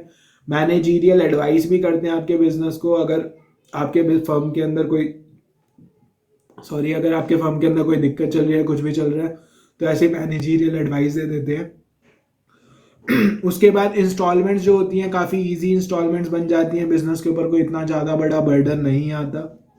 ठीक है जी, डीमेरिट्स, थोड़ा सा टाइम कंज्यूमिंग प्रोसेस होता है यहाँ से पैसा लेने के लिए, और कुछ रिस्ट्रिक्शंस भी होती हैं कि भाई फाइनेंशियल इंस्टीट्यूशन जो है वो रिस्ट्रिक्शन लगा कर रखते हैं कि अगर आप हमारे से लोन वगैरह ले रहे हैं या फंड्स वगैरह ले रहे हैं तो फिर उनकी कुछ कंडीशंस को अप्लाई करना पड़ता है। ठीक है जी, उसके बाद आ जाते हैं international sources of business finance, जिसके अंदर सबसे पहला है कमर्शियल बैंक। जो हमारे इंटरनेशनल कमर्शियल बैंक्स हो गए उनकी बात कर रहे हैं हम यहाँ पर। ठीक है जी, अगर हमारा बिजनेस इंपोर्ट एक्सपोर्ट का काम कर रहा है तो उसे फॉरेन करेंसी की जरूरत पड़ेगी। तो अगर उसे फॉरेन करेंसी में लोन लेना पड़ रहा है तो फिर उसे इंटरनेशनल कमर्शियल बैंक से डील करनी पड़ती है। उसके बाद कुछ इंटरनेशनल एजेंसीज या फिर इंटरनेशनल डेवलपमेंट बैंक्स भी होते हैं। ठीक है, जिसमें आपके IFC, ADB ये सब चीजें आती हैं। ओके जी, यहाँ पर अगर हम लोग बात करें, नेक्स्ट होती है आपकी international capital market. International capital market पहले बहुत ज़्यादा पूछी जाती थी आप लोगों से एग्जाम के अंदर, अब इसमें से कुछ चीज़ें कट गई हैं, इस वजह से पूछने के चांसेस कम हो जाते हैं, लेकिन इसको डीपली पढ़ लीजिए क्योंकि बहुत ज़्यादा यूजफुल है। इसमें सबसे पहली चीज़ आती है GDR। GDR stands for global depository receipt. GDR basically क्या होती है? GDR एक लोकल करेंसी होती है शेयर्स की किसी भी कंपनी के, जो कि क्या है, फॉरेन करेंसी के अंदर आप लोग उसको इशू कर रहे होते हो। ठीक है जी, US डॉलर्स वगैरह के अंदर हो रही होती है। यहाँ पर GDR की अगर हम बात करें तो GDR जो है वो लिस्टेड की जाती है, ट्रेड करी जाती है स्टॉक मार्केट में। ठीक है, किसी भी फॉरेन अकाउंट के अंदर, लेकिन GDR अदर देन अमेरिका होगी, ये आपको हमेशा याद रखना। जो GDR होगी वो हमेशा अदर देन अमेरिका होगी। ठीक है जी, क्यों होगी उसके पीछे का कारण अभी जब हम सेकंड पॉइंट पढ़ेंगे आपको खुद क्लियर हो जाएगा जी। ये एक नेगोशिएबल इंस्ट्रूमेंट होता है, यानी कि एक ऐसा इंस्ट्रूमेंट जिसकी एवज में आप पैसों का लेन देन कर सकते हो। ठीक है जी, GDR के जो होल्डर होते हैं वो कभी भी उसको शेयर्स में कन्वर्ट करवा सकते हैं। ठीक है, GDR को अच्छा खासा डिविडेंड मिलता है GDR के होल्डर्स को लेकिन GDR होल्डर्स को कोई वोटिंग राइट नहीं होता, ये बात आपको याद रखनी है, पेपर में MCQ में पूछा जाता है। ओके जी, इसके बाद अगर मैं बात करूं कुछ इंडियन कंपनीज जो GDR को यूज करती हैं, तो इसमें आपकी रिलायंस है, विप्रो है। ठीक है, ये आपका यूज करती हैं GDRs को। सेकंड आ जाती है इंटरनेशनल कैपिटल मार्केट में, that is ADR, American depository receipts. तो ADR अब शायद आपको क्लियर हो जाए कि GDR क्यों अमेरिका के अंदर नहीं चलती थी, क्योंकि अमेरिका में ADR चलती है। तो ADR जो है वो सिर्फ और सिर्फ अमेरिकन सिटीजन्स को इशू करी जाती है, अमेरिकन स्टॉक एक्सचेंज के अंदर ही चलती है। कुछ इंडियन कंपनीज जो इसको यूज करती हैं उसमें रिलायंस है, इन्फोसिस है। ठीक है जी, तो रिलायंस GDR भी यूज करती है, ADR भी यूज करती है। डिफरेंस क्या है ADR और GDR का? लिस्टिंग। ADR सिर्फ अमेरिकन स्टॉक एक्सचेंज में है, GDR all over the world है एक्सेप्ट अमेरिका। ओके जी, लिक्विडिटी, ADR मोर लिक्विड है, यानी आप उसको जब चाहें तब कैश में कन्वर्ट करा सकते हैं। GDR थोड़ी सी लेस लिक्विड हो जाती है। शेयर होल्डर्स की बात करें तो ADR के शेयर होल्डर सिर्फ अमेरिकन सिटीजन होंगे क्योंकि चलती है अमेरिका में है। GDR के share holders all over the world citizen हो सकते हैं बट अमेरिकन नहीं होंगे। ओके जी, उसके बाद एक आ जाती है आपकी foreign currency convertible bonds, FCCBs होते हैं ये। तो FCCBs बेसिकली क्या है, एक टाइप की, अगर मैं बात करूं तो फॉरेन करेंसी के अंदर इशू करने वाली सिक्योरिटी होती है जिसके ऊपर एक फिक्स्ड रेट ऑफ इंटरेस्ट मिलता है। ठीक है जी, इनको लिस्ट या ट्रेड करा जाता है फॉरेन स्टॉक एक्सचेंज के अंदर डिबेंचर्स की ही तरह। ठीक है जी, तो FCCBs जो हैं वो काइंड ऑफ डिबेंचर की तरह हैं और ADR GDR जो है वो शेयर्स की तरह है। ओके जी, उसके बाद आ जाती है IDRs, इंडियन डिपोजिटरी रिसीट। ये भी GDR और ADR की तरह ही होती हैं। ठीक है जी, जो इशूअर ऑफ फॉरेन करेंसीज होती हैं, यानी कि IDRs जो है वो बेसिकली क्या होगी, इसको इशू करेगी कोई फॉरेन कंट्री की कंपनी। ठीक है जी, इंडियन कंपनी IDR इशू नहीं कर सकती क्योंकि नॉर्मल से आता है IDR इंडिया के लिए इशू किए जा रहे हैं। जैसे ADR अमेरिका के अंदर थी, GDR पूरी ग्लोबली थी बट अमेरिका में नहीं थी, उसी तरीके से IDR जो है वो इंडिया में होती है। तो यहां पर इशूअर कौन होगा? Foreign company. ठीक है जी, कस्टोडियन कौन होगा? ओवरसीज बैंक होगा, कोई भी फॉरेन का बैंक होगा। और इन्वेस्टर्स कौन होंगे? इंडियन होंगे, जो इंडिया के लोग होंगे, क्योंकि इंडिया के लिए ही करी जा रही है। ठीक है जी, इसका प्रोसेस भी मैंने आपके सामने एक टेबल के फॉर्म में दे रखा है, तो आप उसको पढ़ सकते हैं। IDR जो है कोई भी फॉरेन कंपनी इशू कर सकती है। IDR इंडियन स्टॉक एक्सचेंज के अंदर लिस्ट होगा, जैसे ADR अमेरिकन स्टॉक एक्सचेंज में होता था।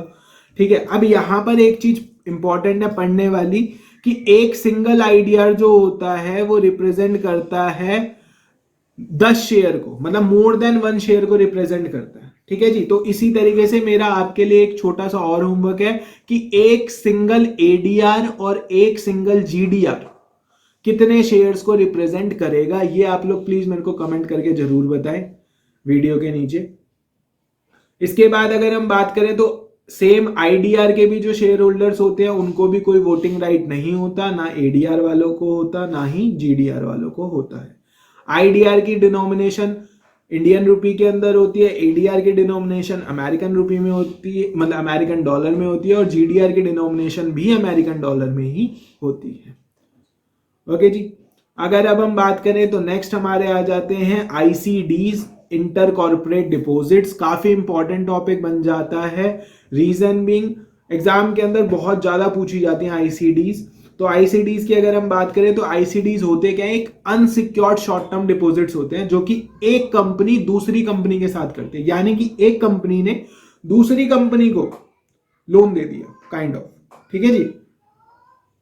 तो ये जो डिपॉजिट्स होते हैं ये इसके लिए ब्रोकर्स वगैरह की काफी ज्यादा जरूरत पड़ती है। इसके अंदर सबसे बड़ी एडवांटेज ये होती है कि ये लीगल हैसल से फ्री होती है, यानी कि इसमें कोई लीगल कंडीशंस वगैरह नहीं होती, ये लीगल हैसल से एकदम फ्री होती है, ठीक है जी। बट यहां पर एक सबसे बड़ी लिमिटेशन ये होती है कि इंटरेस्ट रेट जो होता है आईसीडीज पर वो बहुत ज्यादा हाई होता है, क्योंकि एक कंपनी आपको फंड्स दे रही है, ठीक है जी, और वो कंपनी कोई फाइनेंशियल इंस्टीट्यूशन नहीं है, कोई बैंक नहीं है, ठीक है जी, कोई डिवेंचर होल्डर नहीं है, कोई शेयर होल्डर नहीं है, वो एक पर्टिकुलर कंपनी है जो कि आपकी मदद करने के लिए आपको लोन दे रही है।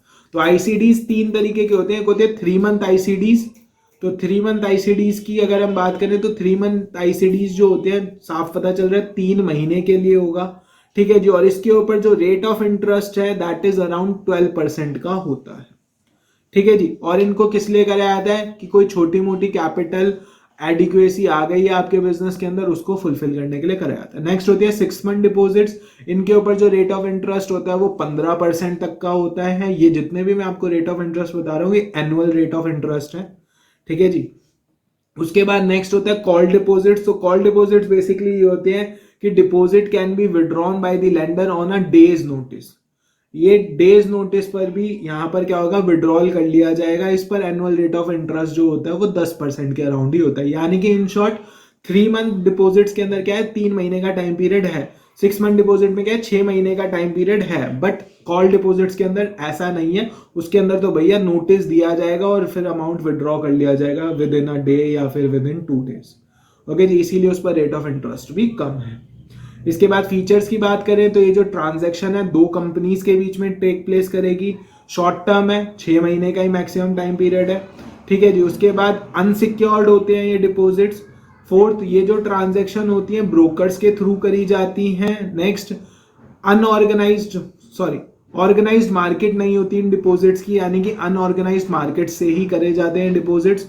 कोई लीगल फॉर्मेलिटीज नहीं होती और थोड़े से रिस्की होते हैं लेंडर के पॉइंट ऑफ व्यू से, क्योंकि सामने वाली कंपनी अगर डूब गई तो उसका पैसा भी डूब जाएगा, ठीक है जी। इसके बाद मैंने चैप्टर सिर्फ इतना सही है आपका ये। इसके बाद मैंने काफी सारे 1 मार्कर दे रखे हैं आपको, 3-4 मार्कर दे रखे हैं, 5-6 मार्कर दे रखे हैं, केस स्टडी के क्वेश्चंस दे रखे हैं काफी सारे। अगर आप लोगों को इन नोट्स की जरूरत है या इन नोट्स से आप लोग पढ़ना चाहते हैं तो आप हमारे टेलीग्राम लिंक को ज्वाइन कर सकते हैं, लिंक आपको डिस्क्रिप्शन में मिल जाएगा। अदरवाइज चैनल के ऊपर भी लिंक प्रोवाइड कर रखा है मैंने, आप वहां पर जाकर के गोयल कॉमर्स अकेडमी के चैनल को ज्वाइन कर लीजिए टेलीग्राम पर, और आपको ये सारे के सारे नोट्स वहां पर मिल जाएंगे। हमारी जितनी भी वीडियोज हैं हर चैप्टर के नोट्स आपको टेलीग्राम चैनल पर मिल जाएंगे। होपफुली आपको वीडियो पसंद आई होगी। अगर आपको वीडियो पसंद आई है तो प्लीज़ लाइक एंड शेयर करें अपने फ्रेंड्स के साथ। All the very best for your exams. अगर किसी और पर्टिकुलर टॉपिक की आपको वीडियो चाहिए तो आप लोग हमें नीचे कमेंट करके बता सकते हैं, और जो जो क्वेश्चंस मैंने आपको होमवर्क के अंदर दिए हैं उन क्वेश्चंस के आंसर भी जरूर कमेंट में मेंशन कीजिए। Thank you so much for watching.